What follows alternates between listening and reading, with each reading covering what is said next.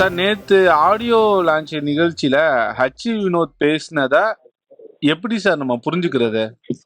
அதாவது அவர் என்ன சொன்னார் அப்படின்னா, ஜனநாயகன் படம் குறித்து பாத்தீங்கன்னா அந்த படம் தொடங்குனதுல இருந்தே பல கருத்துக்கள் இருக்கு. முக்கியமா பார்த்தா இந்த படம் பகவன் கேசரி அப்படிங்கிற ஒரு தெலுங்கு படத்தினுடைய ரீமேக்.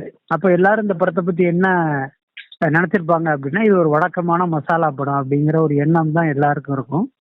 ஸோ அதன் காரணமா அந்த படம் குறித்து பல்வேறு விதமான கருத்துக்கள் சோசியல் மீடியாவில் வந்துகிட்டு இருக்கு. ஸோ அதற்கு பதிலடின்னு சொல்ல முடியாது, ஒரு விளக்கம் கொடுக்குற மாதிரி அவருடைய பதில் இருந்தது. இதை நீங்க அந்த மாதிரிலாம் நினைக்காதீங்க, இந்த படத்துக்குள்ள நிறைய எலிமெண்ட்ஸ் இருக்கு அப்படிங்கிறது தான் அவர் சொல்ல வந்தாரு. அதெல்லாமே உங்களுக்கு தெரியும், சமூக ஊடகங்கள்ல விஜய்க்கு எதிராக ஒரு பெரிய பட்டாளமே இயங்கிக்கிட்டு இருக்காங்க. பல கட்சிகளின் பல நடிகர்களுடைய இணைய கூலிப்படைகளும் விஜயையும் ஜனநாயகனை விமர்சிக்கிறதே தங்களுடைய முழு நேர வேலையா வச்சிருக்காங்க. ஸோ அவர்களுடைய கருத்துக்களும் மெல்ல மெல்ல மக்கள் கிட்ட போய் சேரும் போது மக்களுக்கே கூட இந்த படம் குறித்து ஒரு மாறுபட்ட கருத்து உருவாகுவதற்கு வாய்ப்பு இருக்கு. ஸோ அதற்கான விளக்கமாகவும் கூட அந்த வினோத்துடைய பதிலை நம்ம புரிஞ்சுக்கலாம். இவங்கெல்லாம் சொல்றதை வச்சு இந்த படத்தை நீங்க குறைச்சி மதிப்பிட வேணாம். இந்த படம் பாத்தீங்கன்னா வேற லெவல்ல இருக்கும் அப்படிங்கிறது தான் அவர் சொல்ல வந்த விஷயம்.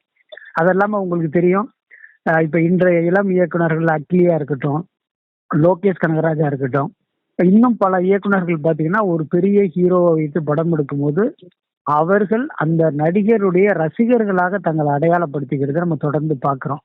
ஆனா வினோத்தை பொறுத்த வரைக்கும் அந்த மாதிரியான இயக்குனர் கிடையாது. அவர் ஒரு சமூக பொறுப்பு மிக்க இயக்குனர். பேசிக்கா அவர் ஊடகத்துறையிலிருந்து வந்ததுனால அவர் இன்னைக்கும் பாத்தீங்கன்னா தன்னுடைய சமூக பொறுப்பிலிருந்து தவறாமல் தான் தொடர்ந்து படங்கள் எடுத்துக்கிட்டு இருக்கார். ஸோ அப்படிப்பட்ட ஒருத்தர் விஜய்க்கு முட்டு கொடுப்பதற்காகவோ விஜயினுடைய ஒரு வழக்கறிஞராகவோ அந்த பதில் சொன்னதா நம்ம எடுத்துக்க வேண்டிய அவசியம் இல்லை. அப்படித்தான் நான் பாக்குறேன்.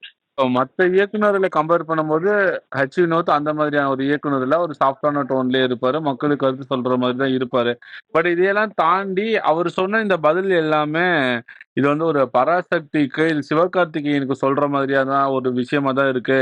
இப்போவாவது நீங்க வினோத்தை புரிஞ்சுக்கோங்க, நாங்க எப்பயுமே சாஃப்டானவங்க கிடையாது, நாங்க பதிலடி கொடுக்கணும்னு நினைச்சா வேற எந்த விதத்துலயும் கொடுப்போங்கிற மாதிரியான ஒரு பதில தான் ரசிகர்கள் எக்ஸ் வலைதளங்களை ஷேர் பண்ணிட்டு இருக்காங்க. இதை எப்படி சார் பாக்குறீங்க?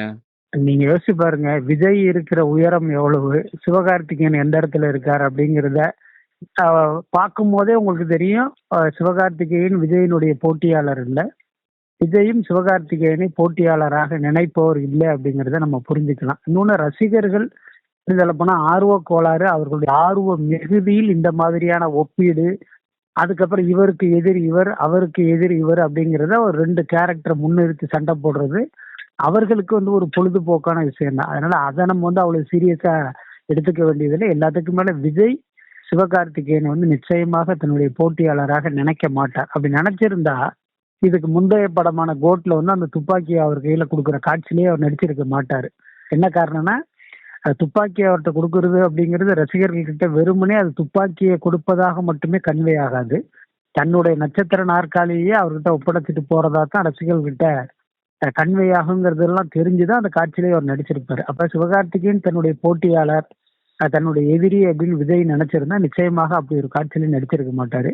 ஸோ இதன் மூலமே புரிஞ்சுக்கலாம், அங்க எந்த பிரச்சனையும் இல்லை, இந்த ரசிகர்கள் தான் இந்த மாதிரியான ஒரு பாகுபாடான பார்வையில இயங்குறாங்க அப்படின்னு நான் நினைக்கிறேன்.